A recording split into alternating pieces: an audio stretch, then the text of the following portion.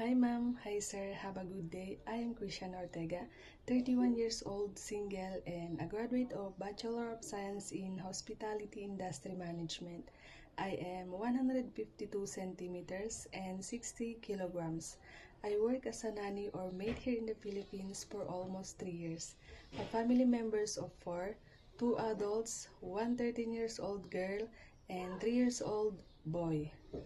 I do household tasks like cleaning the house, washing clothes, ironing, and marketing, also taking care of the 3 years old boy while the parents is not around, and sending and picking up the 13 years old girl in the school.